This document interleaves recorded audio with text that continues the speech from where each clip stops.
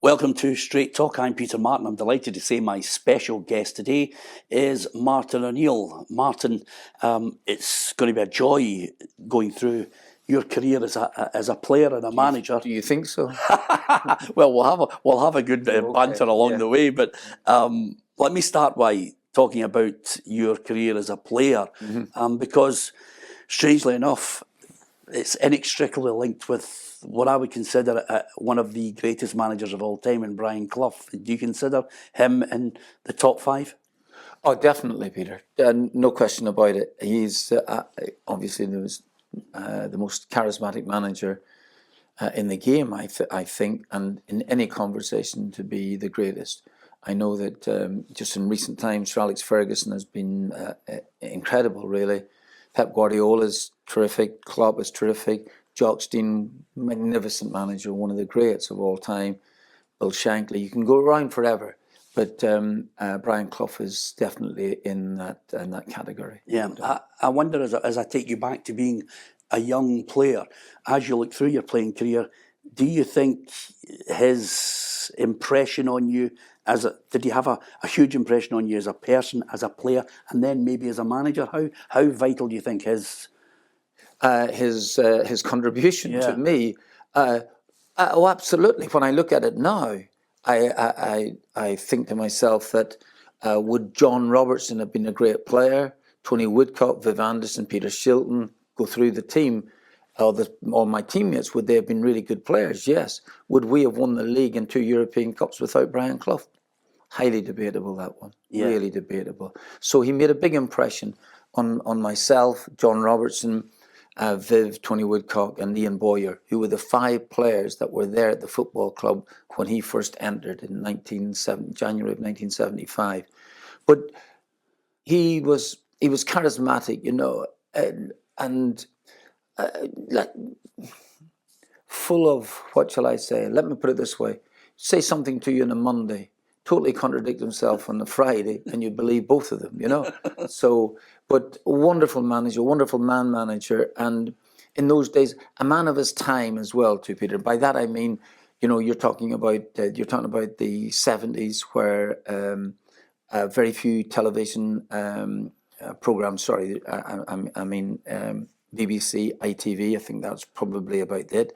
He was on Michael Parkinson's show about every 7 or 8 weeks, you know.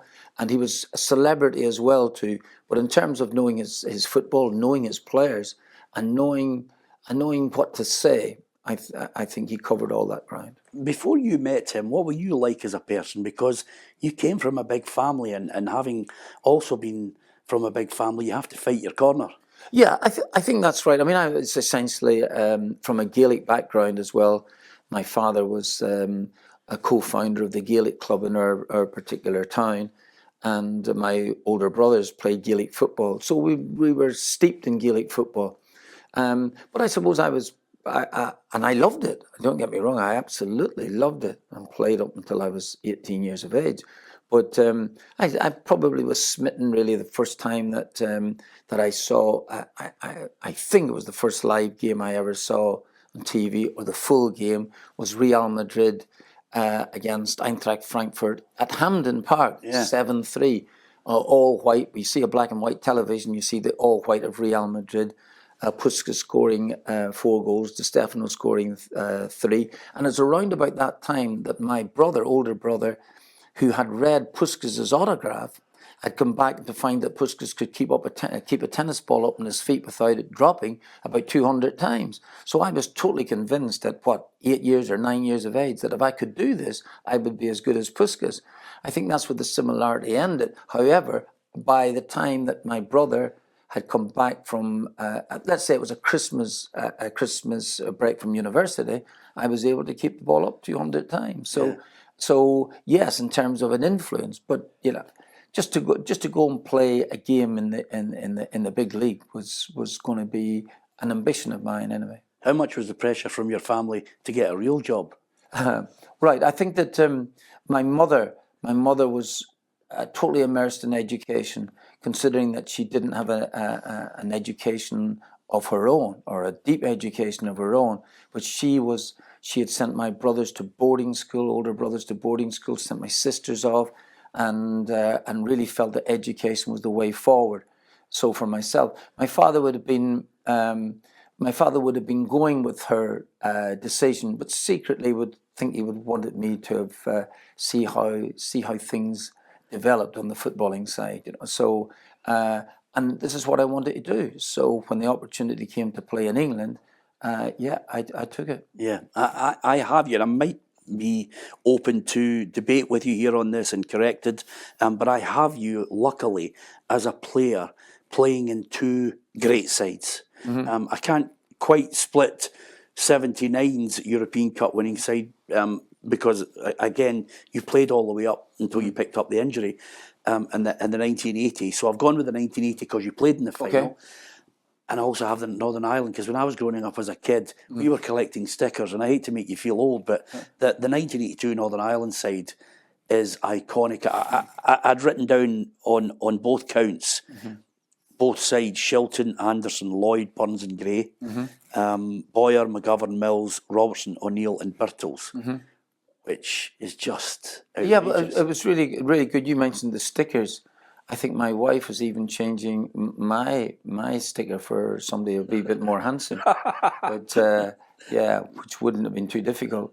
But anyway, at club level, you're, even from a very, very young age, I would say that every young lad would think about wanting to win either a league championship or a European Cup, or if you're lucky to win both, because European Cups were for Puskas, Di Stefano, George Best, 67 team, you know, all the lads, Jimmy Johnson, Bobby Lennox, all the lads, and so it was really about that. So for the second European Cup, just to be on the field of play when the final whistle goes, Peter, it's you know, you cannot get a better feeling in club football. And then a couple of years later, Northern Ireland get to the quarterfinals of the World Cup. Quarterfinals of the World Cup by beating Spain. You'd be doing me a disservice for the benefit of a younger generation who might look and say, "Well, hang on a minute, he's just rhymed off a fantastic Nottingham Forest side." But this one for me: Jennings, Nicol, Chris Nicol, McClelland, Donachie, Martin O'Neill as the captain, Sammy McElroy, Davy McCreary, Jerry Armstrong, Norman Whiteside and Billy Hamilton. Now, maybe not what everybody would consider, you know, household brilliant players, but a real good team. Absolutely. Really, really strong defensively. Good manager as well too, and Billy Bingham played to our strengths, and our strengths were, you know, being strong, not conceding too much, weren't prolific goal scorers, maybe difficult to chase a game if we found ourselves behind, as the case was against France in the quarter-final, but give us a goal in front, and until we were really difficult to break down, really difficult. Not that we played defensively the whole way. On the break, big Jerry Armstrong had the tournament of a lifetime. Whiteside was 17 years of age, but was a man, a proper man, and he was brilliant for us. And big Billy Hamilton, couldn't ask for better. So we had a strong side. We could compete. We could mix it with teams of a physical nature, but we also could do a bit of playing as well too. But our strength was really solidity. Yeah, and as you mentioned, a really good side. So I had the best of both worlds. You know, I had, you know, in 1979, 80. You're talking about venturing all around Europe with Nottingham Forest. Fantastic. You couldn't be better. Yeah. And then with Northern Ireland a year or two later. So in that little 3 or 4 or 5 year spell, it was, you know, I thought I was just going to stay 26 for the rest of my life. And forgive me for doing you the disservice. I said 2 great teams, but the third great team for me, and for me the best side since the Lisbon Lions, and I don't think I certainly don't see anyone since your team of 2001, some would argue 2002, 2003, you'll be able to shed light on it, but it's certainly the best Celtic team I've seen since 1967. Well, do you know what, Peter? And you're being really serious here, which is nice, and I actually believe that. Now, it doesn't mean that I have seen every single game under every single manager at the time, and there's been a lot of really good players that have come through and contributed strongly to the Celtic Football Club. But yes, collectively speaking, I would think that Jock Stein's side of '67, very obviously the best sides ever played because they've won the major tournament, the European Cup, and seems, funnily enough, the 1970 team seems to get forgotten about, believe it or not. But since that time, I would say undoubtedly that we were the best side. So I think that we are allowed to take our place on Jock's right-hand side, or perhaps the left-hand side, but whatever. But really strong side. We had a good, really, really, really top quality players playing for us. And I'm going to try and avoid doing everything in chronological order with you, because it's great to flit in and out of your mind and moments in time. You mentioned there we might be on his left-hand side, we might be on his right-hand side, but is it still painful for you not to think, I would love to have been Martin O'Neill with the UEFA Cup there? Oh, absolutely. Absolutely. No, it's painful. And it's, you know what, sometimes it becomes even more painful when Celtic fans come up and say to Seville and the road to Seville and the trip to Seville, and Seville itself was the best time of their lives. And honestly, I probably feel worse after the conversation, primarily because we didn't win it. And this is what you want to do. It was not that long ago that I was speaking to Henrik Larsson, and Henrik's just won. He won the European Cup with the Champions League with Barcelona. Made a big impact in the game. Come on, I was there at the match, cheering him on, and he said still the biggest disappointment was he would have given that up to have won the UEFA Cup with us at Celtic. Wow. So that's massive. Oh, major disappointment, and it's no consolation to know that Porto's side went on to win the Champions League the following year with virtually the same team again. Yeah. So we were so close. Having the journey there, the games that we played, the Blackburn Rovers, the Stuttgart, you're talking about the Celta Vigo, and the quarterfinal against a star-studded Liverpool side. We knocked them out. Major disappointment. And I think about it very often, unfortunately. When you get older, though, I point out to you the fact that sometimes when you look back, I understand, because I've spoken to all the boys, and pain is the first thing that they feel, and disappointment being so close to it. And Paul Lambert, not too long ago in the studio, saying walking past that trophy was painful for him. But the flip side of it, and as you mentioned, the fans there, socially, economically, where people are in their lives, the reason why they look at it as a pilgrimage is because the team and the manager gave them the joy of the journey. Sometimes, you forget the fact that you've given so many people so much joy along the way. The ultimate part, it didn't materialise, but that's why they look at it so fondly.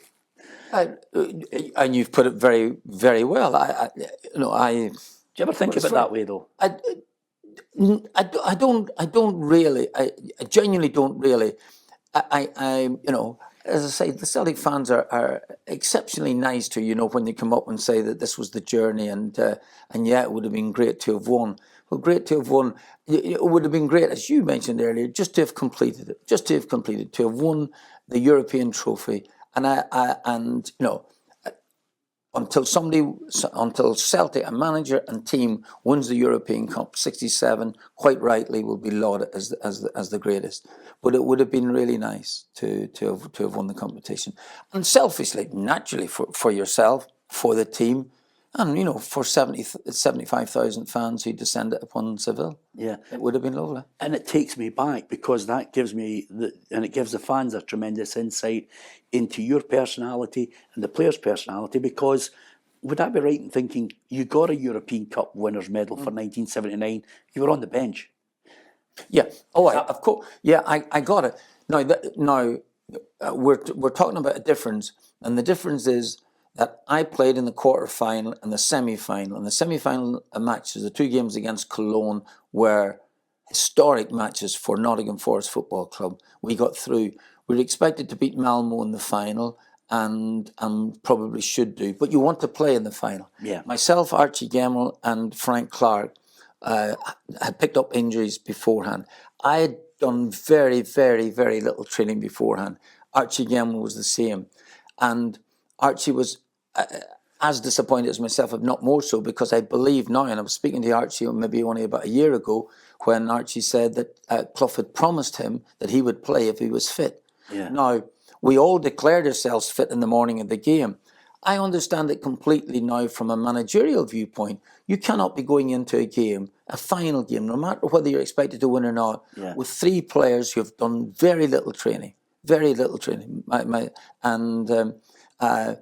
fact, I got injured 3 weeks almost to the day of the European Cup final, and then my first proper training session was the Monday before the Wednesday. So so Cloughie's saying to us all, "Are you declaring yourselves fit?" And we said yes. He said, "I think all 3 of you are lying." He said, but he said, "I can't take the chance." So to leave Archie and myself out, Frank Clark was playing. Remember, of course, that Trevor Francis, the great Trevor Francis, was only eligible for the final. God knows what a set of rules there were in UEFA at that time.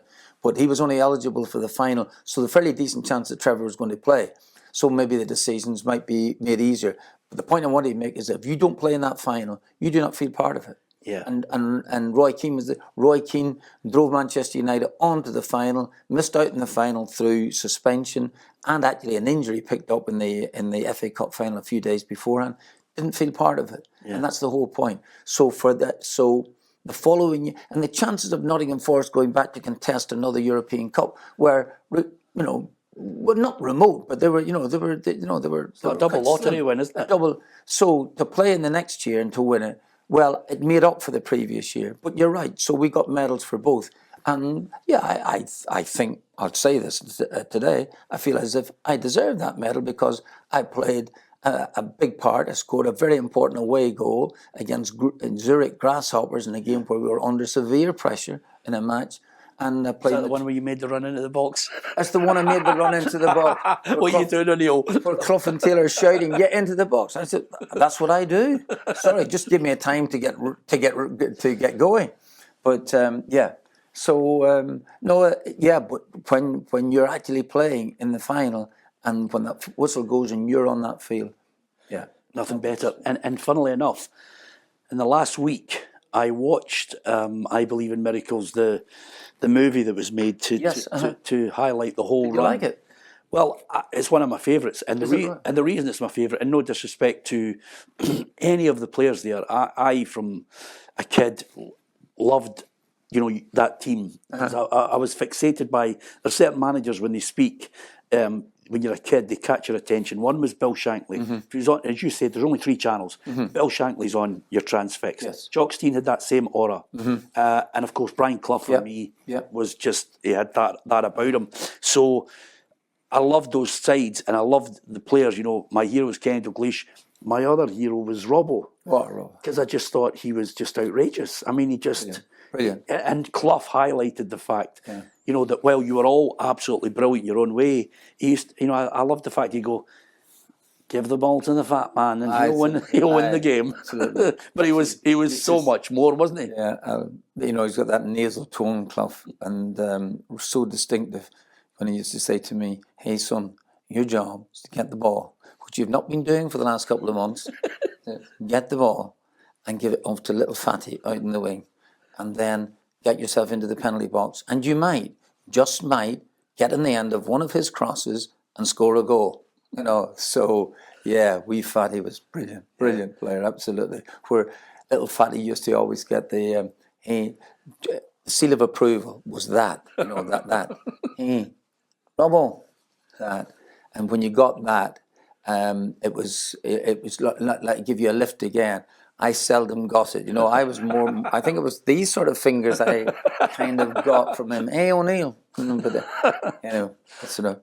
you remained close to Robbo. Were you close to him when you were in the team? Yeah, I absolutely, yeah. But strangely enough, when we started off as players, when I came to Nottingham Forest, John had already played in the first team at 18 years of age. Wow. And was a centre midfield player. Wow. This is couldn't head the ball, couldn't get a tackle in, but could ping the ball all over the pitch. Great control, either foot, honestly. And even though he's only 18, he was revered by the older senior players. There was something about Robbo that you felt, and he was a moaner. He was a major moaner. Always selfish moaner in the sense that it had to be about him. How do you think I played today? Oh, John, I couldn't care less how you played. I want to know how I played. And we used to sometimes after a game would be over, we'd go down to this pub called the King John down there. And we're youngsters, really, 18, 19 or whatever it is. And sometimes when John would start a game, maybe I'm sub, I would replace him. And vice versa at the time. So we were kind of vying for positions at that time. Yeah. That's when John was a centre midfield player under other managers. And he'd be down in the pub, he'd be saying, he said, how do you think I did today? I'd say, I couldn't care less, John. I really couldn't care less. You come on for me, I said, so I'm not too happy. But anyway, finally, as we started to get a bit wiser, not wiser, we never got wiser, but as we got a bit older, it was still hard to take. But then Brian Clough arrived. Peter Taylor, I think, was the main thing because John still had to prove himself to Brian Clough. And by accident, he found himself out wide left. Seriously. Wow. And his whole career just took off from then. And then suddenly Brian Clough, being not unsure of him to begin with, and Peter Taylor arrived, and Peter definitely was very sure of John. And then together, those two give John the confidence to go on and be the player that he was. Yeah. And the point I was about to make about I Believe in Miracles is there's a moment in 1980 when obviously John scored the goal to win it, but there is a moment when the team are going up to lift the cup up, and there's a shot of you from the back, and you go like this. And is that right? Is that on it? Yeah. And I watched it and I looked and I went, that's Martin I'm almost certain he's saying, thank you for getting me back here. Absolutely. It's a moment. I don't know whether it was a prayer to God or whatever it was, but it was one of that. It just exhilaration, relief, everything. And yes, so I'm going to get a second medal, which I've deserved, but this time I'm on that field. Yeah, and before we leave Nottingham Forest, I'm lucky enough because we did exchange a call because I was lucky enough to somehow flannel and just, I don't know how I managed it, but I managed to get an interview with him. And it's the best couple of hours I've ever sat in a manager with Brian Clough. Yeah. And it was just a joy because even though he was getting older, it was probably I think, might be about a year and a half, 2 years before he died. Is that right? Okay, so it'd be maybe early 2000s. Yeah. Okay. And in fact, the reason why I know is because Celtic were negotiating a new contract for you. Okay. So that was the reason why I thought I'll go down. And you got it. To Brian Clough, sit down with him and say, talk to me about Martin O'Neill. And his line that we got was, give him a contract now. This man will be great for Celtic. Is that right? So he was, and then of course he waxes lyrical about everything. But from your point of view, tell me about that man and what he had that separated him. Because to win the league coming up from the second division is outrageous. To say that he was charismatic is not really doing him any great service at all. He was everything. He really was everything. He was selfish. He was generous, and almost in the same moment. He was cantankerous, and he was nice. Again, in matters of moment, it depended on the mood. Yeah, it really depended on the mood. And every day with him was an experience. You could be. Well, let me put it this way. There's a corridor. There's a corridor at the city ground, and the dressing room opens up onto that corridor. And just beside the corridor, there used to be the hot pipes were in there. We called it the drying room, where we put all our gear in after training and through to dry it out and hang it over the pipes for the next day. And Kenny Burns and Larry Lloyd, you wouldn't turn around and say they would be frightened of too many people. Yeah. They were in the drying room one day, and I'm just about in the corridor, and I see this. And 15 yards away, the door opens. The far part of the corridor, Clough, he comes through the door.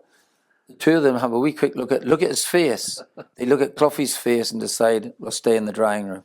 They stayed in the drying room to let him go past and come into the dressing room, because the minute they saw it, anything could be happening, you know. And that's two lads that wouldn't be too scared of anything, you know. Psychologically, how did you handle them? Were you okay? I found certainly early days, I found quite difficult. I always felt as if I was trying to prove them wrong rather than right. And that sometimes can be difficult, and sometimes a bit wary, you know. And you know, he would be. I jokingly, and I mean it, jokingly say that he would come into the dressing room and say that, you know, you better buck up, young man, you know, because, you know, the linesman's having a better game than you, or something like this. That's not actually strictly true, but there was one when it was true, when he told me. Right, sorry. I'll start again, because I used to speak back, which I should never have done. You had only one winner in the dressing room, only ever one winner. And Brian Clough, he would have the final say, and as you know, as you learn as a manager. And John Robertson used to, you know, nudge me again. Oh, Martin, don't say anything, don't say anything. So I remember one day he came in at half-time, and I hadn't had a kick at the ball because the ball was down the left-hand side all the time. And so he said to me, "Hey, son, you and I are going to fall out." And I said, "Why is that?" He said, "Because you haven't had a kick." I said, "Well, there's only one ball, like this here." And he goes, "Oh, I wish," no, and you know, the minute you instantly regret something you've just said. Absolutely. If I could pull it back in and get it. And he said, "What's that?" I said, "There's only one ball." And I said, "So it would be down John's side, the left-hand side." And he said, and just say John was there. And he went over to me and he said, "Say that again." And I said, "It's down the left-hand side. So it should be, son. He's a genius," you know, which leaving me the strong impression that I wasn't, you know, but I loved. And so it were little things like that there that can eventually be a bit wearing. But when he gave you praise, and, you know, and I can nearly think of the number of times that he did do, my word, did you not feel great? You know, really, really feel great. European Cup final, second European Cup final at half-time. I remember him giving me praise at that time. He said, "Son, you're doing brilliant." And I didn't. I'm doing a defensive job at the time, but he was incredibly pleased. And you felt, I can't wait for the second half to go. So he had that sort of effect on players. And it's interesting. Whether you were there to prove him right or to prove him wrong, you wanted to play for him. That was the big thing. You wanted to play for him. And I'll give you an example. Even in his torrid time at Leeds United, when he criticised Leeds United players, and he lasted 44 days, and at that time, Leeds United in 1970 and 1974 would be the best team in England. They just won the what we call the Premier League. They'd won the league. They're going into the European Cup. And he's taken over from a great manager, Don Revie, and who was going to England. And because Brian Clough had criticised the team, it was never going to happen with the great players, Giles and Bremner and those people. But I was speaking to Johnny Giles about 20 years after that, and Johnny Giles said, even in those dark days where we were rebelling against him, he said, you still felt you wanted to play for him. Yeah. That's interesting. That's a quality, isn't it? That's absolutely. Yeah. So great manager. Let me take you then to management yourself, because if anything, you mentioned there something significant which I think plays a part in your career as a manager, because you said he looked at certain players. Peter Taylor could maybe spot something that maybe Clough hadn't. It was a partnership. One of the great things that I've looked at in your career is the level that you've managed at. You've managed to, like Wickham, you haven't got millions. You're not buying a Chris Sutton. You know, so you're going to Wickham and you're getting the best out of them. Was that a wee mix of Martin O'Neill, a wee mix of Brian Clough, a wee mix of Billy Bingham? Right. Okay. I think it's an impossibility not to have played under some really, really excellent managers, not learned something about it. Yeah. I've also learned things about managers that I didn't have a great deal of time for, and perhaps they didn't have a great deal of time for me. So just let's level it up. Yeah. But still might have picked up some little things. But there's no question. What I felt early on was, and it was early on, that when I went to Wycombe Wanderers, first of all, I think subconsciously in training and then in a couple of matches, early matches, I had a green shirt on, and Brian Clough used to wear a green shirt. Yeah. Until my wife said, discard that green shirt, for heaven's sake, and try and win a football match, he said, and discard it. And the minute, and I hadn't even, genuinely hadn't thought, it was only for a matter of about 3 or 4 weeks in my early stint at Wycombe, but I thought, yeah, okay, just be yourself, listen, things you pick up, but also things that I felt that as a manager that Brian Clough, for all his brilliance, didn't really get right, and I wanted to deal with a player maybe in a different manner. Yeah. Things like this here. So you're trying to pick the best bits. I try and pick the best, but I didn't spend all my time thinking about what's the best bit here. You do all of that there. You don't have a personality yourself. No, but I had an idea. The one thing I felt about managing is that if I can, first of all, I can play the self-effacement card, and I never mention at Wycombe that they won the European Cups. What does it matter? Might last 2 minutes in the dressing room. Who cares at the end of the day? It doesn't really matter. But most importantly, I felt if I could praise the players in front of the rest of them, which we all love to have, then I could, in equal measure, then criticise those players, and they would accept the criticism because they had been praised maybe the previous week. That's simplifying it a wee bit too much. Yep. But and in those days, players could take strong, or nobody likes criticism, but they were better equipped to take it in those days than perhaps maybe the modern player now, or so we all believe. However, but different style of management. Like to think it was my own style, but very, very obviously you would pick up things that a great manager like Brian Clough and internationally like Billy Bingham would have done. Yeah, and I look at that run from Wycombe to Leicester, and then there are moments in Scottish football where somebody comes and changes the axis of the club football. Graham Souness did it. Obviously, Sir Alex, what he achieved to break the Old Firm stranglehold was amazing, but Graham Souness then came in and changed the axis financially. I think I remember, at the time working in television, and they were saying, "Oh, Martin O'Neill's coming into Celtic. It'll take him 5 years." I'm listening to the pundits say it'll take him 5 years to try and break the stranglehold that Dick Advocat has. Chris Sutton reminds me, I think it took 9 minutes. Right. Being slightly flippant about it. Yeah. But you were able to build a really good side. Were you aware? Was the conversation with Dermot, look, this is what's happening? Not really. No, I never. Part of my going to Celtic, never ever we talked about money or about players, and perhaps.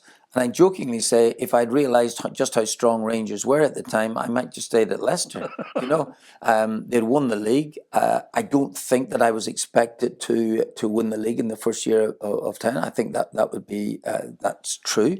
But I would be expecting to close the gap to a sizable. And then I think in my contract I was expected to win the league the second year. Yeah. So, anyway, but I get there. I would. It's funny how things happen in life, sliding doors moments.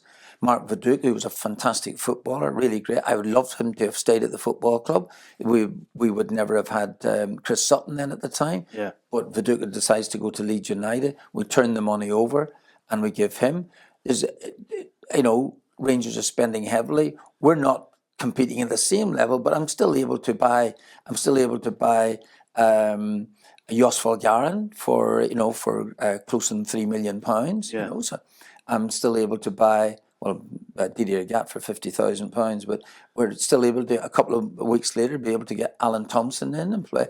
So we've got a few play. He was two and a half or £2.75 million.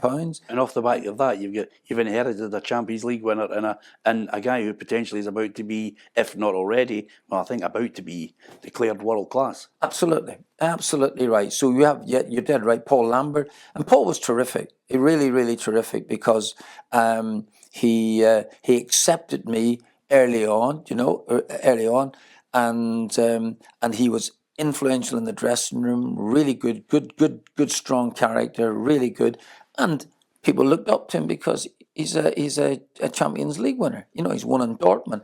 And where I've got the utmost regard for Paul Lambert took himself off there, deciding, listen, not only am I going to try this out here, John, I want to be successful in it. Yeah. And well done him, really well done. It's a sign of the lad. But so I inherited, as you say, some really good players.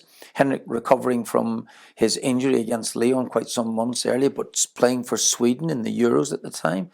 Chris comes in, and the most important thing for us was to get off and running. Really, you know, by the time that we played Rangers in I think it might have been our 5th or 6th game or something, we'd won the other matches, including a really tough match against Hearts at Tynecastle the previous week.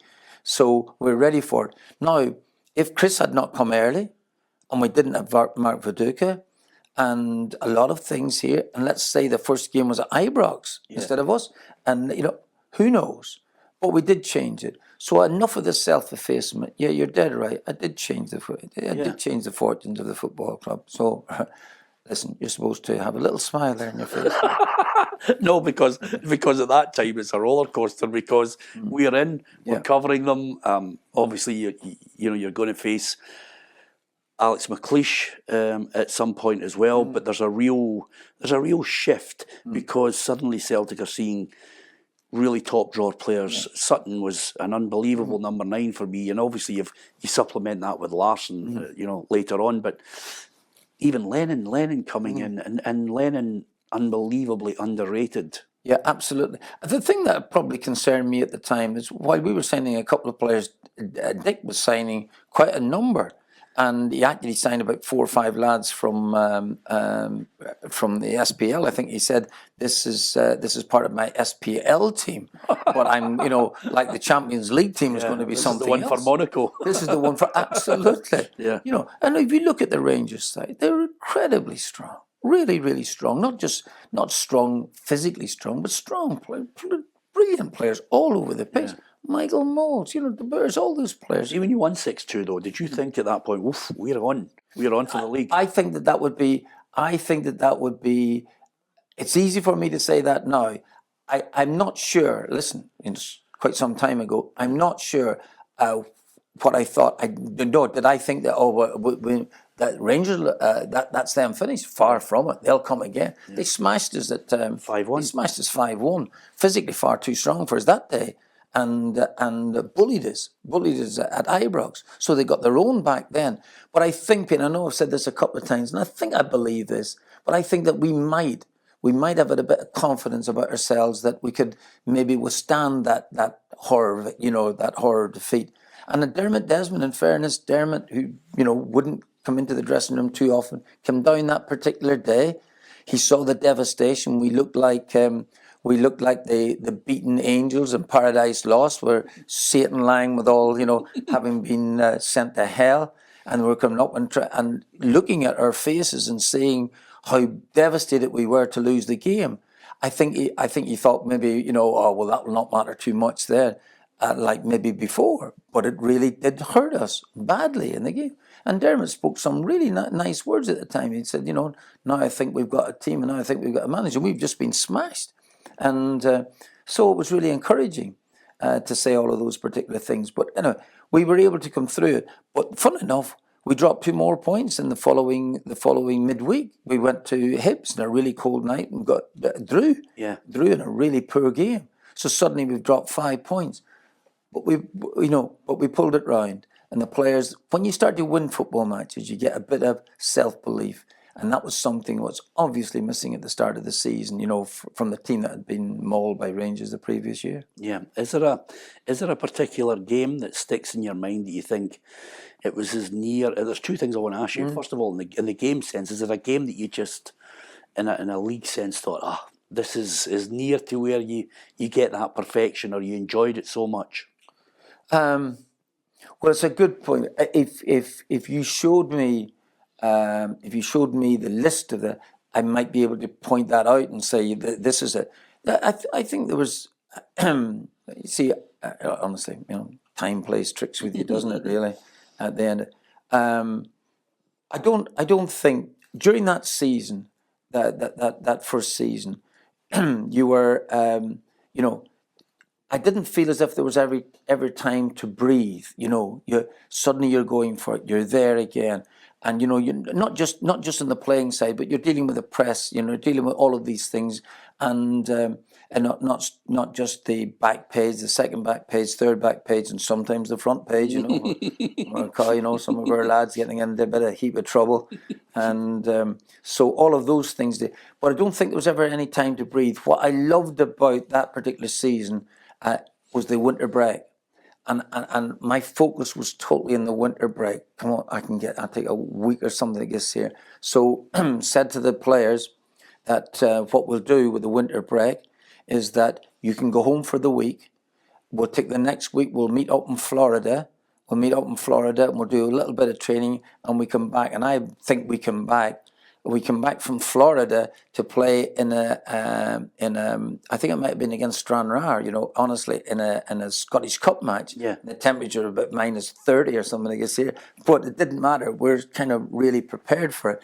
And but when the players started focused, listen, this is it. We're getting a full week, with families and stuff like this here. Then everybody gets tuned into it. But the winter break was great because it was a point you could think about it. And that was it. But really back into it again, no time to breathe. Seriously, game after game after game after game. And of course, if you're winning, you're looking forward to the games. Yeah. And the players look forward to the games. And they look forward to the training, look forward to all of those things. And then suddenly winter becomes spring, and spring, the weather starts to improve, and you're there. And you've just won. You've just beaten Kilmarnock, and you've just won your League Cup. And suddenly and Rangers are starting to drop off a bit. And your 5-point gaps become 7, becomes 9, and suddenly, wow, we're going. Yeah, was that the most special one, the treble? Because you're right, absolutely. Because we didn't win it again. We won a double the following year. But that was, and I'm saying about all the disappointment about Seville and things like this here, where I think we ended up playing maybe about 13 or 14 more games than Rangers that season. However, that was still we didn't win anything at all. Yeah. Alex wins the treble, but still a special year for us. Really, really special year. And I think here was the thing that I thought about since, and probably did do, but maybe to a lesser degree. I thought that we were flying the flag for Scottish football, in the sense that, please don't think that he's flying this flag. Yeah. But I was kind of get fed up with every season. We were playing Blackburn Rovers in the game, and Blackburn were 6th in the league. Yep. And if Blackburn do us, then they'll say, "Oh well, listen, what about Scottish football?" Yeah. But when we beat Liverpool, I really did feel great about that. And understandably so, because there's 2 points of it. One is that dismissive nature of, and that kind of a condescending attitude, which is probably not from too many players, and certainly not from managers, apart from obviously Graham Souness, who mentioned men against boys, which is an ill thought out line. But I think there's a feeling that that the team against Blackburn, you say it was great because they were 6th in the league. The week before, they'd beaten Arsenal. Absolutely right. And you managed to take them. Exactly. Those things. Blackburn played great against us in the first game at Celtic Park and didn't deserve to lose. We scored a late goal in the game, but I knew that we were ready for the Blackburn game. And when there's 2 things about it, and I know I mentioned this, but it was really pitch dark when we were going along that straight road to Ewood Park. There's a pub on the left-hand side. All the Celtic fans seeing the bus come out and giving us the big cheer. You thought, well, at least we're not alone here. Yeah. And then when you go out, when the players are going out to warm up, like 45 minutes before, and you see the stand to my right-hand side. What a mistake by Blackburn. Absolutely. And I knew, honestly, Peter, we were going to win.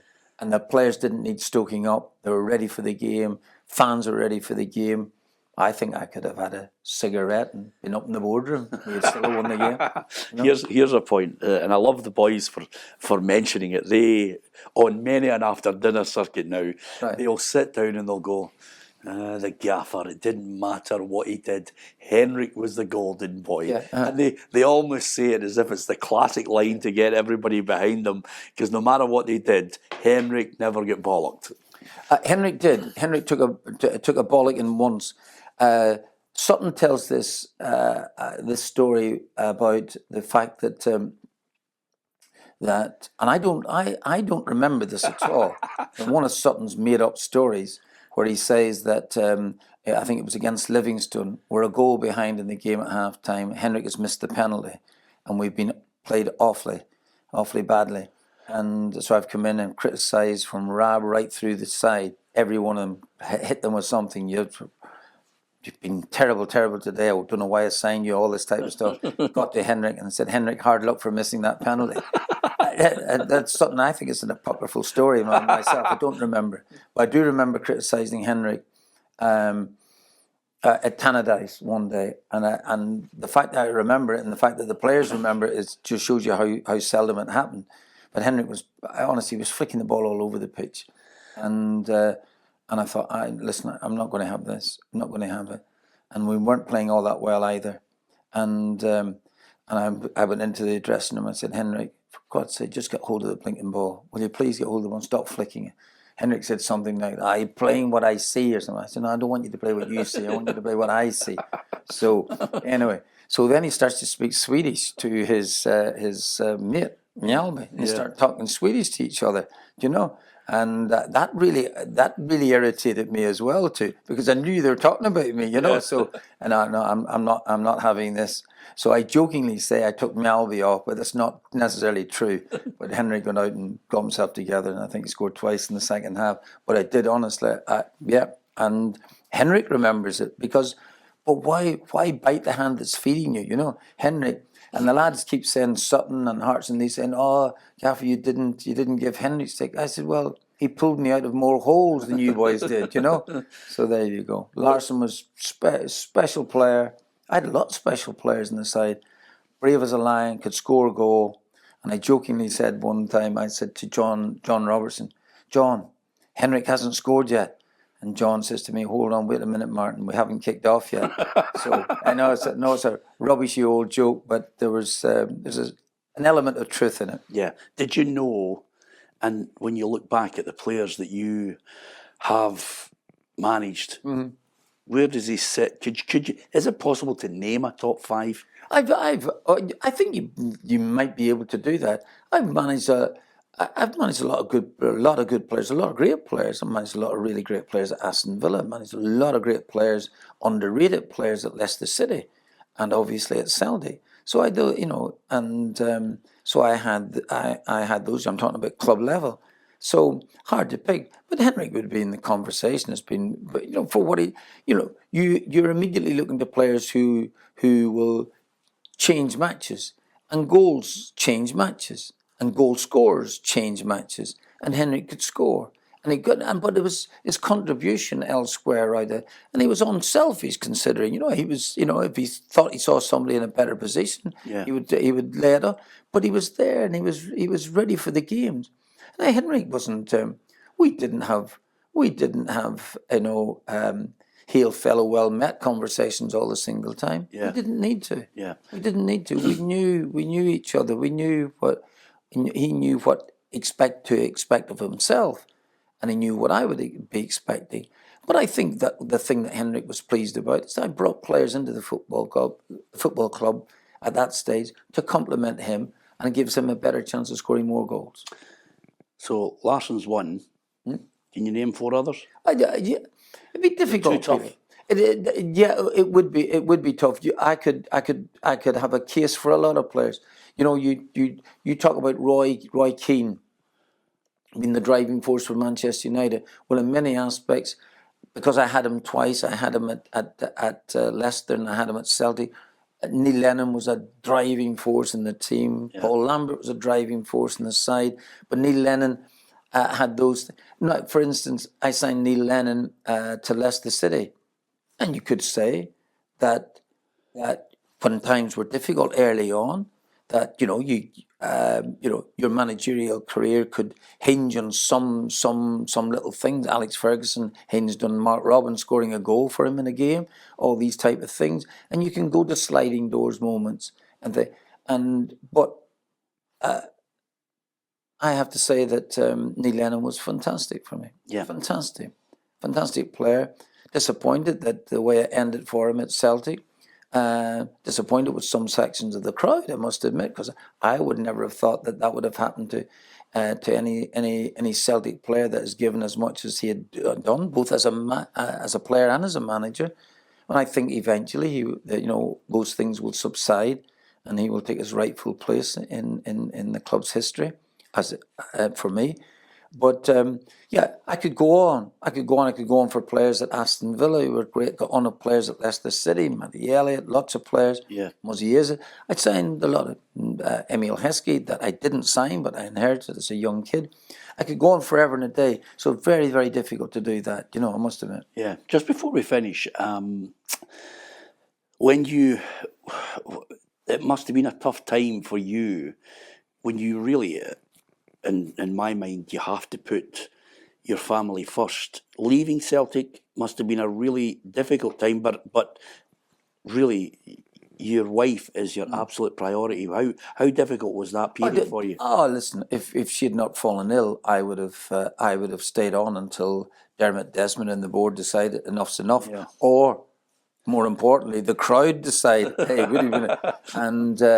so no, the one thing you don't want to do at a football club is outstay your welcome. But there's a fairly decent chance, Peter, that I would have outstayed my welcome at the club. I wouldn't have left Celtic under any other circumstance. No, absolutely no chance of that. Yeah. I loved it. I loved the football club. Your family loved living up here. Absolutely. My wife, who has an aversion to a lot of places, absolutely loved Glasgow. I go back to say it. We had the time of our lives. Yeah. Honestly, it was really, really great. I loved it. I still have my major disappointments, which I think about more than about the victories. I think about obviously Seville, and I think about Motherwell. Still to this day, where we should have beaten Motherwell by 7 in the game and lose the game, and Rangers go on to win it at the end. Yeah, all of those things. But do you know what? Sometimes life is not all about winning. You have to face adversity, and you have to face losing at times. But overall, a fantastic time. I'd love to have gone 5 consecutive championships. Lost by a goal, lost by a point, whatever it was we did, and the other times that we won by a distance. But not at all. Great time. Loved it. And if Dermot Desmond had chosen somebody else instead of me, I'd never got that opportunity. So I've got a lot to thank him for, really, for taking me, because I think the board might have been going down the route with other managers, thinking that they're very, very talented and very good managers. But Dermot took me. Didn't really know me at all. He took the chance. I must have done all right at the interview, But I usually don't. And and I know it sounds sycophantic to say, but it was a real privilege to manage the football club. And I probably, even now, I might not. I thought I knew what Celtic was all about, having known them as a player, known about the '67 side, known about all of those things. But I don't think you really know about it until you arrive. Yeah. And you feel as if you've got responsibility thrust upon your shoulder. If I'd really thought about those things honestly, I wouldn't have got up in the morning. Yeah, and with that in mind, there was various times when people were linking you back with the club. Was it always never an option because you had so many special times you didn't want to go back and ruin it? Right, okay. Well, first of all, I'll put it this to bed. I would never be asked. Dermot wouldn't ask you back for whatever he wouldn't do. And there's a fairly, well, I think that answers it. You're not going to be asked. So the second part's not even relevant. But I had the great time. The torch has passed. The torch has passed. It's gone to someone else, and it's good luck, So at the time, I had really great time, loved it, and even after 20 odd years or whatever the case may be, been away, still feels like yesterday. But it's gone, honestly. There's other things that have happened. People now have stepped in. Gordon stepped in, did really well. Lenny did very, very well. Brendan did very well as well too. So absolutely, torch has passed. I had a great time. I think when fans talk to me about the changing of the guard or whatever you want to say about those things, I do think that I think my presence there did make those changes at the time, and Celtic became a proper force again, having intermittently done okay, stopped the 10 in a row by Rangers, but overall not successful. But I think, and as the fan would say, you've given the club a bit of pride back, So those are the things that they talk about, which I didn't take really on board early on, and I'm probably more inclined to take them on board now. Yeah, and last 2 points. Are you as a person one of those guys who goes back at some point and has a wee look at the pictures, has a look at the medals, has a look at the strips? Are you that type of person, or do you just think, no? Well, strangely enough, I in other aspects of life, I kind of delve into the past, but not my football, believe it or not. Yeah. My medals were up in the attic. My daughters hadn't even seen them. And I think a number of years ago that they were turning around and said, Dad, look, we didn't see the medal. And I see the little medal in the same little box that I threw across the table in Munich, the European Cup medal, when Brian Clough wanted to take it off me, when I wanted to show my family outside the medal and he was wanting to get medals cut for backroom staff and himself. I see this thing here. I had not seen that for years. No, and I don't have a cabinet full of medals and stuff like this. I don't do that. But I must admit it was kind of moving. My daughters looking at these medals and saying, "Dad, you never display them."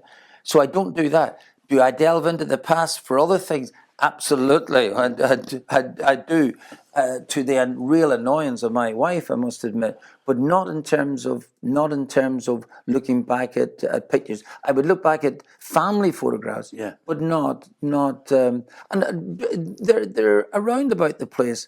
But I wouldn't spend 10 minutes looking at. Yeah.